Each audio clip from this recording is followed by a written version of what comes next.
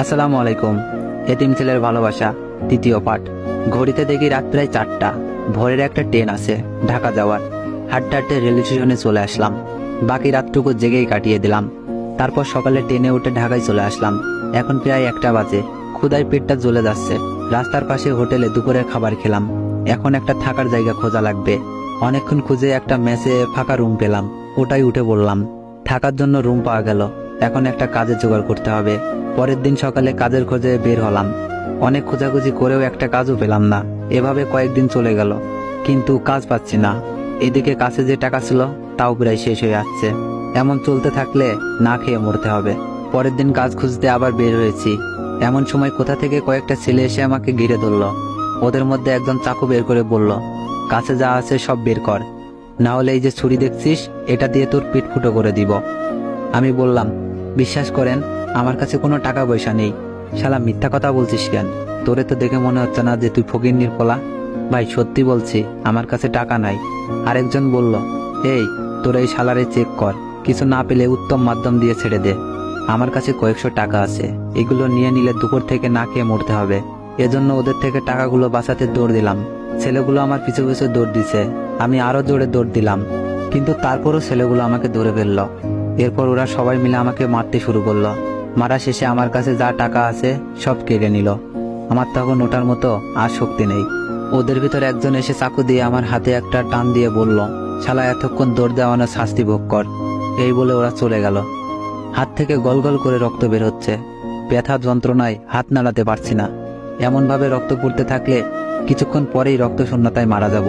চোখের সামনে বাবা মাকে দেখতে পাচ্ছি। এরপর চারিদিকে ঝাপসা দেখতে লাগলাম। চোখ খুলে দেখি আমি হাসপাতালে, কাটা হাতে ব্যান্ডেজ করা, আর এক হাতেও দেখি স্যালাইন লাগানো। আমার জ্ঞান ফেরা দেখে নার্স বলল, ভেবেছিলাম আপনি হয়তো বাঁচবেন না, কিন্তু উপরওয়ালার অশেষ রহমতে বেঁচে গেছেন। আমি কোথায়? নার্স বলল, ঢাকা মেডিকেল হাসপাতালে। 3 দিন পর আপনার জ্ঞান ফিরেছে। আচ্ছা, আমাকে এখানে কে এনেছে? এক ভদ্রলোক। উনি যখন আপনাকে হাসপাতালে নিয়ে আসে ততক্ষণে আপনার শরীর থেকে অনেক রক্ত বের হয়ে গেছে। ডাক্তার বলল, রক্ত খননের জন্য আপনার বাঁচার সম্ভাবনা কম। যদি বাঁচাতে চান তাহলে দ্রুত 6 ব্যাগ বি পজিটিভ রক্ত জোগাড় করুন।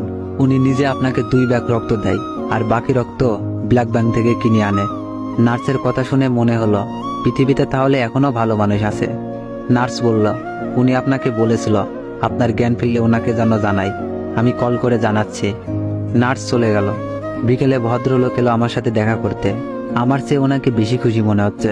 আমাকে দেখেই বলল, তোমাকে নিয়ে অনেক টেনশনে ছিলাম, আল্লাহ তোমাকে বাঁচিয়েছে। এখন বলো তোমার বাবা মা কোথায়? ওনাদের খবর দিতে হবে। ওনারা কত টেনশনে আছে আল্লাহ ভালো জানে। আমি বললাম, কাকে জানাবো? পৃথিবীতে আপন বলতে আমার কেউ নেই। কি বলো সত্যি? আমার বয়স 7 বছর। তখন একটা অ্যাক্সিডেন্টে মা বাবা মারা যায়। এরপর থেকে একাই থাকি। মামা মামির কথা বললাম না। পুরোনো কথা মনে করে দিয়ে মনে হয় কষ্ট দিলাম। আগে কষ্ট পেতাম, এখন আর কিছু মনে হয় না। আচ্ছা, তোমার এই অবস্থা কে করেছে? রাস্তায় গুন্ডাদের সাথে ঘটে যাওয়া সবকিছু খুলে বললাম।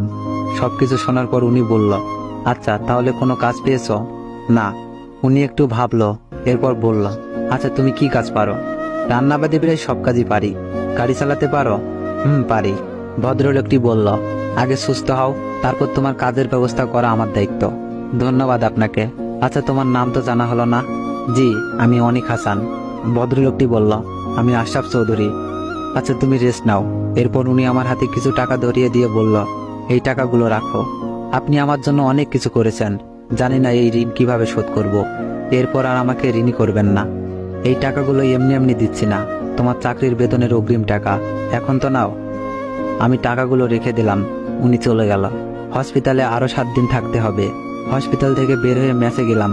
আশরাফ স্যারের কথা মতো সবকিছু গুছিয়ে নিয়ে ওনার দেওয়ার ঠিকানা মতো জায়গায় আসলাম। সামনে তাকিয়ে দেখি অনেক সুন্দর একটি বাসা। দারোয়ান আমাকে বলল, কি চাই এখানে? এটা আশরাফ স্যারের বাসা না? হ্যাঁ, কিন্তু উনি তো বাসায় নেই, ফিরতে বিকেল হবে। আপনি অন্য সময় আসুন। আমি আর কথা না বলে কিছু দূরে একটা রেস্টুরেন্টে গিয়ে বসলাম। ঘড়িতে দেখি 3টা বাজে। তার মানে আশরাফ স্যারের আসতে আরো 2 ঘন্টা মতো লাগবে। এখানে শুধু শুধু বসে থাকার চেয়ে আশেপাশে ঘুরে দেখাই ভালো। আমি রেস্টুরেন্ট থেকে বের হয়ে হাঁটতে লাগলাম। কিছু দূর যাওয়ার পর একটা পার্ক পেলাম। আমি পার্কের ভিতরে ঢুকে ঘুরতে লাগলাম। হঠাৎ চোখ গেল একটা মেয়ের উপর। কেমন যেন চেনা চেনা লাগছে। ভাবতে লাগলাম, কোথায় দেখেছি। মনে পড়েছে, এ তো সেই মেয়ে যাকে বাঁচানোর উপহার স্বরূপ থাপ্পড় দিয়েছিল। কিন্তু এ রাজশাহী থেকে ঢাকাতে কি করে? আমাকে যদি দেখে তাহলে ওর বান্ধবীদের দিয়েও আমাকে মার খাওয়াবে। তার চেয়ে এখান থেকে কেটে পড়াই ভালো। আমি মেয়েটার পাশ কাটিয়ে চলে যেতে লাগলাম। হঠাৎ কোন মেয়ে যেন এই ছেলে শোন বলে ডাক দিল। যাকে ইচ্ছা ডাকু, এখানে দেরি করলে মার খেতে হবে। আমি আরো জোরে যেতে লাগলাম। মেয়েটা আবার ডাক দিল, ওই থামবি নাকি গিয়ে ধরে আনবো? আমি পিছনে ঘুরে তাকালাম। তাকিয়ে দেখি সেই বদমাইশ মেয়ে ডাকছে। ওর পাশে আছে আরো 5টা মেয়ে। আসলে যেখানে বাঘের ভয় সেখানে সন্ধ্যা হয়। আমি আস্তে আস্তে ওদের সামনে গিয়ে দাঁড়ালাম। মেয়েটা বলল, ও শয়তান লুচ্চা পোলা, তোরে না বলছি আমার আশেপাশে না আসতে, তারপরও আমাকে ফলো করে রাজশাহী থেকে ঢাকা চলে আসছিস? বুদ্ধি করে কিছু একটা বলতে হবে, না হলেই মেয়ে আর ওর বান্ধবীদের হাতে মার খেয়ে জীবনটাই চলে যাবে। মেয়েটা আবার ধমক দিয়ে বলল, ওই কথা বলছিস না কেন? আমার প্রশ্নের জবাব দে। আমি বললাম, দেখুন আপনার কোথায় ভুল হচ্ছে। আপনি যাকে আমি ভাবছেন আমি সে না, আর আমি তো আপনাকে চিনি না। মেয়েটা বলল, তোর বাসা রাজশাহী না? আমি বললাম, ছোটবেলা থেকে ঢাকা থাকি, রাজশাহী আমার বাসা হতে যাবে কেন? মেয়েটা বলল, আমার তো ভুল হতেই পারে না, কারণ আমি যাকে মনোযোগ দিয়ে একবার দেখি সহজে তাকে ভুলি না। আমি বললাম, আপনার চোখের সমস্যা আছে, চোখের ডাক্তার দেখান। আর হ্যাঁ, নেক্সট টাইম আমার সাথে এমন বেয়াদবি করলে থাপড়াইয়া দাঁতে একটাও আস্ত রাখবো না, বলে দিলাম। এরপর আর কিছু না শুনেই হন হন করে হেঁটে বের হয়ে আসলাম। যাক বাবা, বাঁচলাম। মিথ্যা না বললে হয়তো মেরে হাসপাতালে ভর্তি করতো। প্রায় 5টা বেজে গেছে। আমি চললাম আশরাফ স্যারের সাথে কথা বলতে। দারোয়ানকে জিজ্ঞেস করার পর বলল, এসেছে।